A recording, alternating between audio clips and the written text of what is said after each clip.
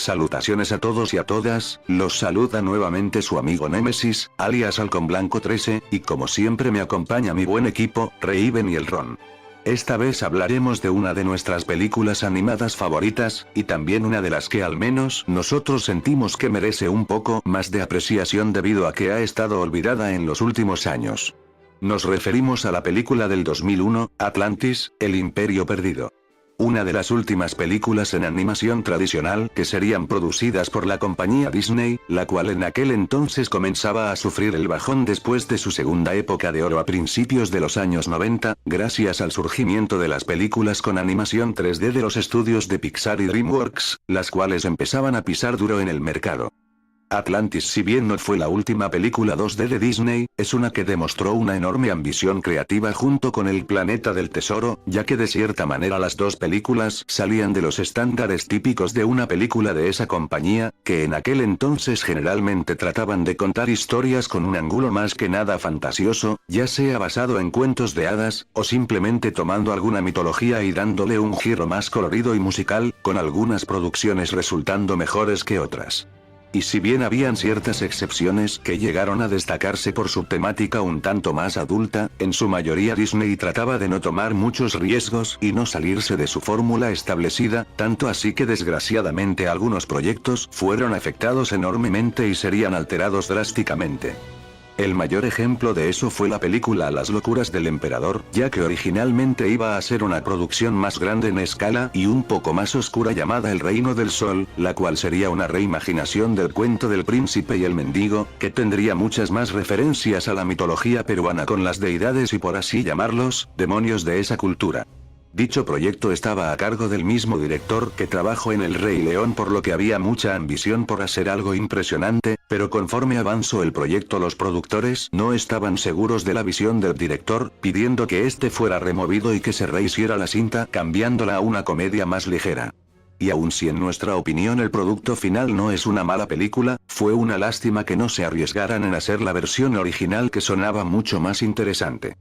Ahora sé que ya algunos se deben estar preguntando qué tiene que ver eso con Atlantis, pues verán de cierta manera lo que sucedió con Las locuras del emperador, terminó ayudando a la realización de Atlantis tal y como la conocemos, ya que debido a los constantes problemas de producción de esa película Disney decidió no meter tanto sus narices y dejó que el equipo creativo hiciera la película tal y como ellos lo habían planeado sin comprometer su visión artística. Ya que con Las locuras del emperador tuvo que gastar mucho dinero no solo en lo que ya se había hecho de la versión original, sino gastar aún más en rehacer la cinta como una comedia, y no podían darse el lujo de perder más millones, así que decidieron arriesgarse con Atlantis y El Planeta del Tesoro, siendo el resultado final en ambos casos muy bueno.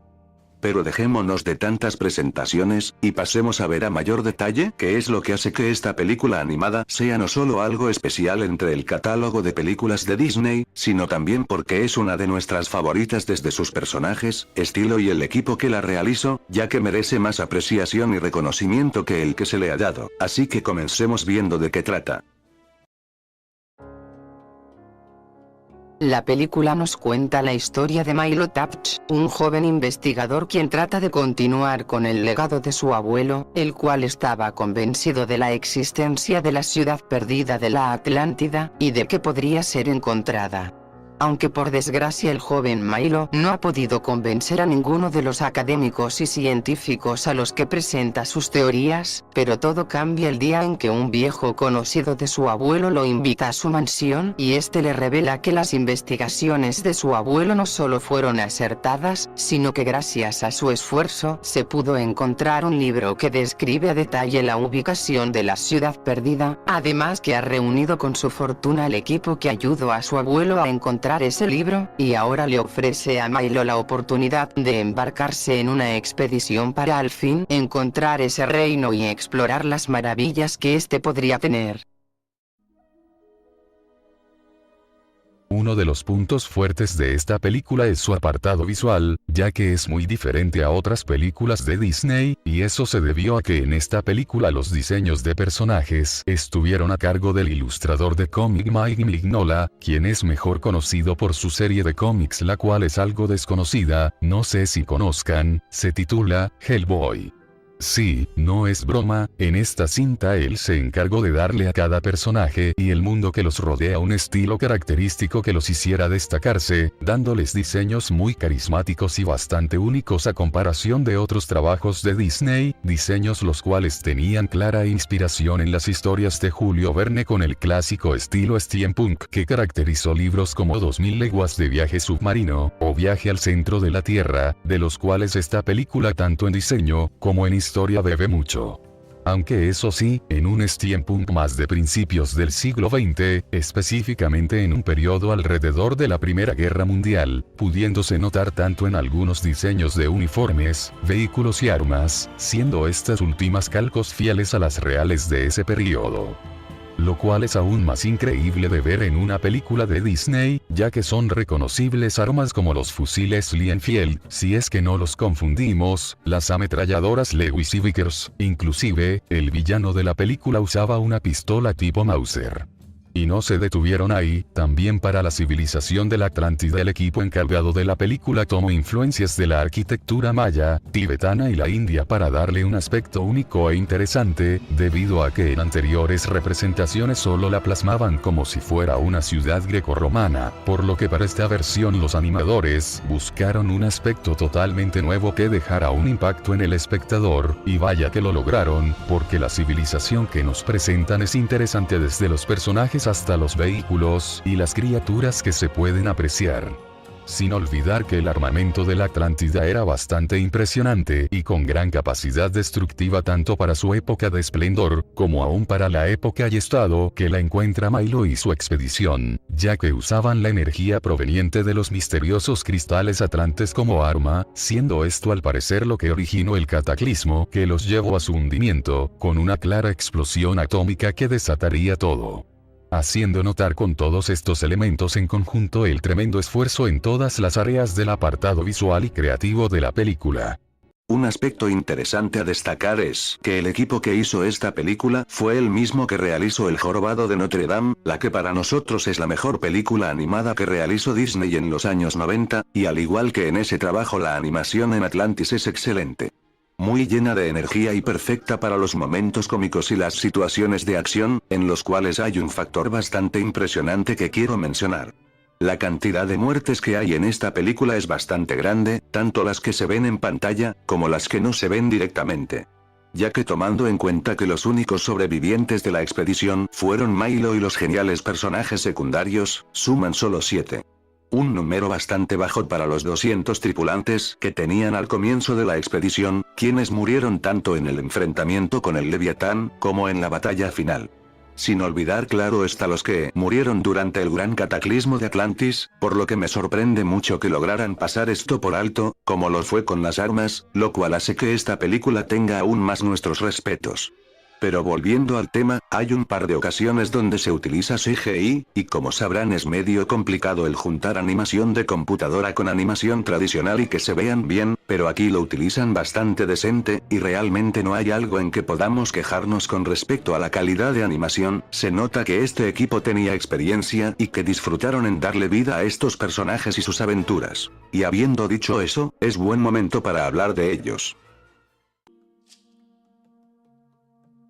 Algo sumamente interesante sobre Atlantis es que es de las pocas películas animadas de Disney donde no hay los típicos números musicales que ocupan una gran cantidad de tiempo en pantalla, no existe alguna secuencia donde Milo nos cante sobre su emoción por descubrir la Atlántida, o algo por el estilo. En esta producción se buscó el darle un mayor énfasis a dos cosas, el aspecto de aventuras y las interacciones de los personajes. Gracias a esto se pudo desarrollar mejor las personalidades de todo el elenco y darles más escenas donde hablaran entre ellos para que así el espectador pudiera conocerlos mejor de manera más natural y sutil, incluso los directores y animadores en broma utilizaban durante la realización de la película camisetas que decían, Atlantis. Menos canciones y más explosiones, para enfatizar que no estaban interesados en hacer un musical, sino una película de acción y descubrimientos fantásticos. Ese enfoque resultó de maravilla porque realmente los personajes brillan bastante, hay muchos personajes en esta historia y gracias al tiempo en pantalla que se les dedicó, el público entiende de maravilla la personalidad y dinámica de cada uno, haciendo sus interacciones en pantalla de lo más disfrutables y entretenidas. Pero ahora sí, pasemos a ver un poco de cada uno. Milo como protagonista funciona de maravilla, ya que nos queda bastante claro su determinación por probar que las teorías de su abuelo eran correctas, debido a la gran admiración que siempre le tuvo. Eso sí, llega a cometer un par de errores, algunos bastante grandes, pero gracias a la ayuda de sus amigos, así como también a su valentía, logra superar varios obstáculos que se le presentan. Tiene una gran ambición por descubrir la Atlántida y se emociona bastante al tener la oportunidad de probarle a todos que no está equivocado, y probarse a sí mismo que es digno de seguir el legado de su abuelo. Ella es una personaje muy especial para nosotros, no solo porque su diseño es fantástico, sino porque ella tiene una actitud que realmente nos encanta. Sabe muy bien cómo llevar el liderazgo y ser seria. Pero a su vez puede ser muy agradable con un entusiasmo y ansiedad de poder conocer más de la historia de su pueblo, y cómo poder regresar a su vieja gloria, después de cómo ella vio con sus propios ojos cuando era niña el cómo sucedió la gran tragedia de Atlantis. Y en cuanto se da cuenta que Milo podría ayudarla a lograr todo aquello que anhela, ella se llena de una tremenda felicidad. En general y siendo honestos, todo lo relacionado con Kida nos fascina, una personaje muy bien lograda, y que es una lástima que junto a esta película ella fuera olvidada por Disney, ya que ya es rara vez mencionada por la compañía o incluso por fans o gente que haga vídeos sobre las princesas de Disney. Realmente no hablan mucho de Kida. Claro que ella es diferente a otras personajes típicas de Disney como la Cenicienta y Blancanieves, pero aún así ella es de lo más sensacional tanto en diseño como personalidad, y es extraño ver que sea tan ignorada, pero bueno, al menos a nosotros ella nos encanta y siempre la apreciaremos. El elenco de personajes secundarios es simplemente uno de los mejores y más entretenidos de cualquier película animada que hayamos visto. Sé que suena algo exagerado, pero realmente los personajes de Atlantis son de lo mejor, muy carismáticos y divertidos. Tenemos desde el experto en explosivos, el genial Vincenzo Santorini, alias Vinny, cuyo entusiasmo y actitud casual sobre la dinamita, la nitroglicerina y el hacer estallar cualquier cosa, es muy hilarante, sobre todo la parte en que nos cuenta la historia sobre cómo llegó a su profesión. La jefa de comunicación es la pesimista, pero siempre chistosa Wilhelmina Berta Packard, personaje que es una graciosa parodia a las típicas señoras secretarias, que hacen su trabajo cada vez con más indiferencia, pero claro, siendo igual de eficiente en sus labores. Gaetan Moliere, alias Mole o Topo, un excéntrico geólogo tanto en aspecto como en personalidad, es bastante gracioso sus irreverencias en torno a los temas de la geología, y cómo se llega a alterar si alguien llega a mover ligeramente su colección de tierra, sumado a su curioso acento francés, lo hacen un personaje muy raro, pero a la vez muy memorable. La chaparrita Audrey Rocío Ramírez, mecánica habilidosa y testaruda, es un personaje interesante, ya que uno no esperaría ver a una chica tan joven en un rol como ese. Pero ella demuestra al público, como lo hizo con su padre, lo capaz que ella puede ser con los motores y máquinas. Además de que nos gusta mucho su actitud ruda y lo fiel que es a sus amigos. El Dr. Joshua Strong Beresweet, un habilidoso médico el cual afirma con mucha seguridad tener el récord de cortar una extremidad en 12 segundos, además un gran quiropráctico, podría decirse que él es la voz de la razón del grupo, además de tener una historia familiar bastante interesante. Jedediah Farnsworth, alias Cokie, este personaje el cual, aunque pareciera ser el típico minero chiflado del viejo oeste, no es más que el cocinero del grupo, aunque si no supiéramos eso, perfectamente creeríamos lo anterior sin duda, un personaje bastante gracioso.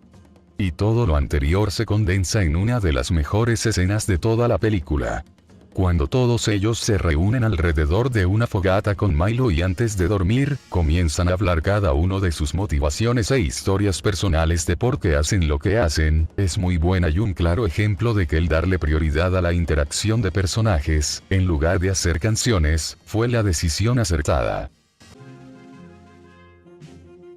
Un aspecto un poco ignorado de la película es su antagonista, el comandante Lyle Tiberius Rourke. En parte porque solo es una persona que busca conseguir dinero con el descubrimiento de Atlantis de manera mezquina e ilegal, sin importarle el mucho sufrimiento que podría causar. Y si bien puede que alguien esperaba algún villano con poderes sobrenaturales, como algún atlante malvado o algo así, en lo personal no nos molesta este villano, funciona bastante bien en la historia y ayuda bastante que en la versión latina fue interpretado por el genial actor Pedro Armendáriz Jr., el cual gracias a su voz le dio bastante presencia a este personaje.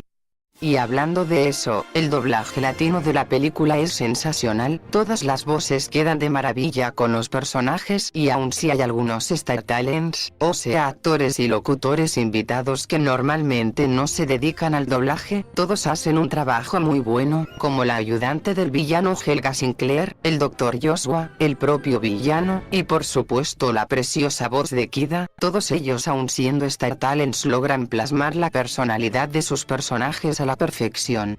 También nos alegra bastante que no decidieran hacer alguna tontería como darle a Milo la voz de un cantante famoso del momento o algo por el estilo, como ha pasado en otras películas de Disney, donde el resultado fue pues no muy bueno que digamos. Aquí todos los actores hacen un trabajo espléndido y por lo que recordamos jamás echaron en cara en algún tráiler que en la cinta estaban, a diferencia de otras películas que dependen de la fama de estos artistas invitados para tratar de llamar la atención. Por suerte, aquí simplemente se contrató a buenos actores tanto Star Talents como actores experimentados en el doblaje que desempeñaron muy bien su trabajo e hicieron esta película muy disfrutable.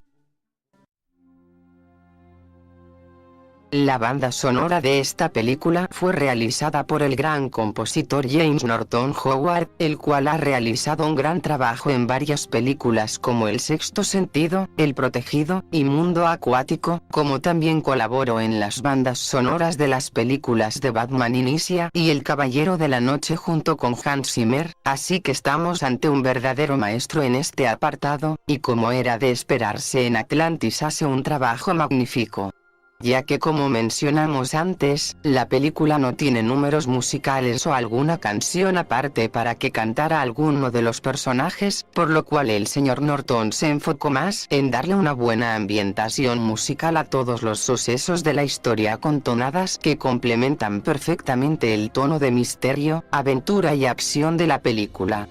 Hay tantos ejemplos de cómo la música le da mucha fuerza a las escenas, tanto en las más casuales de interacción entre los personajes, cuando comienzan su viaje a la ciudad perdida, los obstáculos y las maravillas que encuentran, cada melodía en la banda sonora queda muy bien.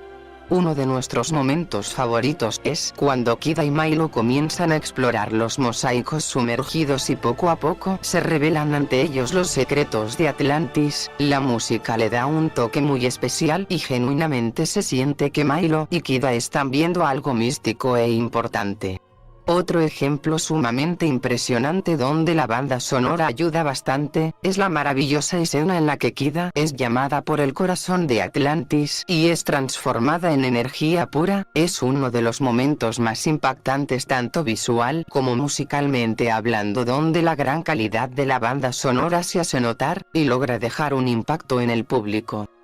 Y cómo olvidar ese momento al final cuando se revela el verdadero poder de Kida y Atlantis para defender la ciudad. La música sí que transmite a la perfección la enorme escala y magnitud de ese suceso. En verdad James Norton Howard se lució con la banda sonora de esta película, y no sería la última vez que él trabajaría en una película animada, ya que poco después realizó la música de la película El Planeta del Tesoro, lo cual es bastante apropiado debido a que esa es una joya infravalorada como Atlantis, así que queda de maravilla que él también haya realizado las melodías en esa película. Realmente un trabajo sobresaliente en el apartado musical de esta cinta y que simplemente es un deleite.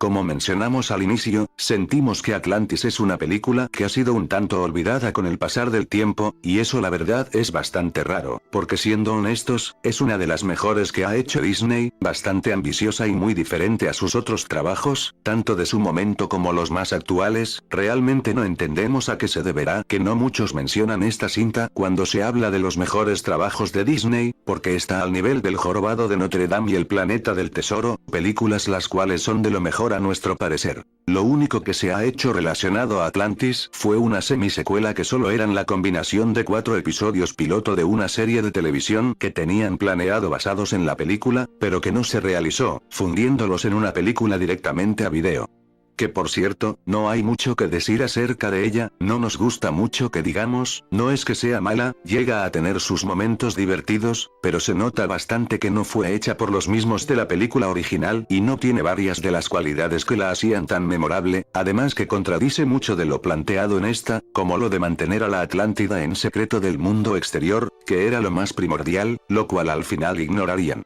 Pero al fin y al cabo esta semisecuela solo es una curiosidad, aunque algo genérica, y eso sí, olvidable.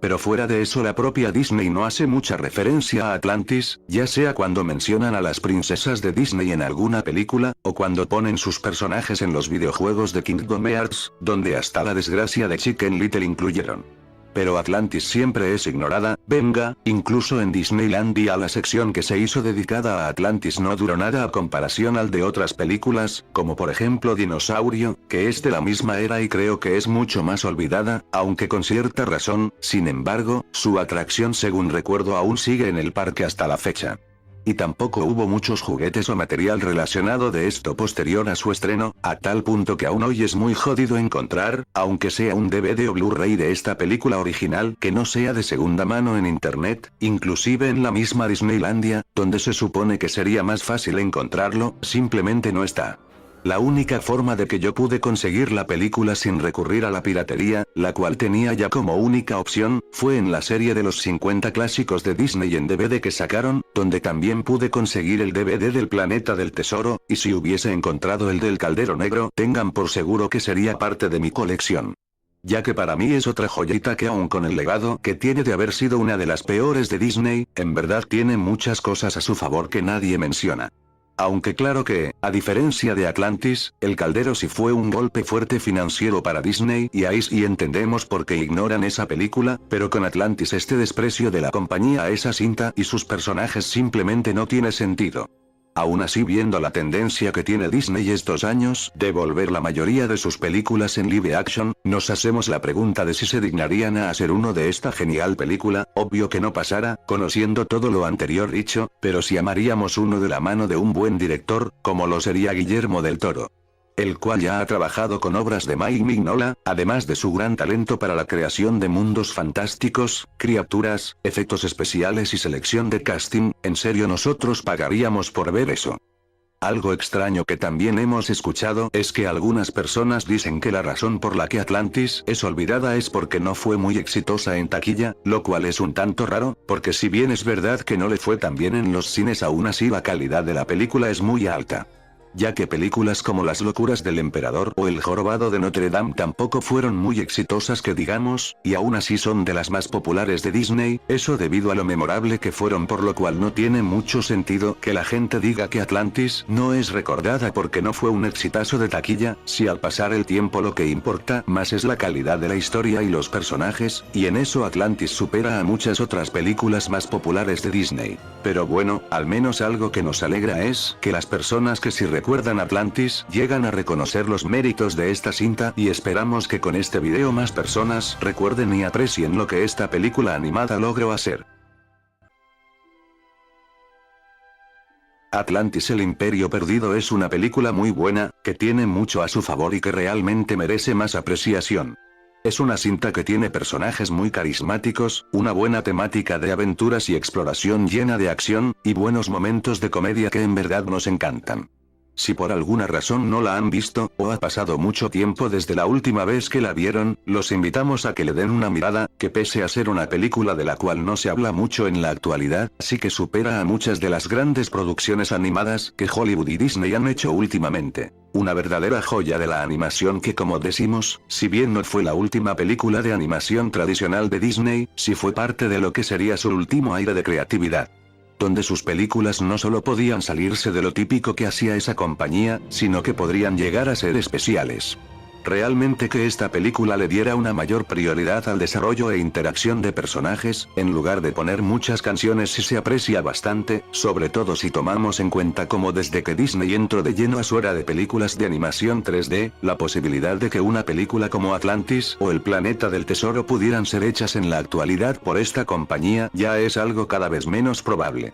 Pero en fin, Atlantis definitivamente vale la pena y esperemos que si deciden verla por primera vez, o volver a darle una mirada, la disfruten y puedan valorar todo lo que la hizo especial.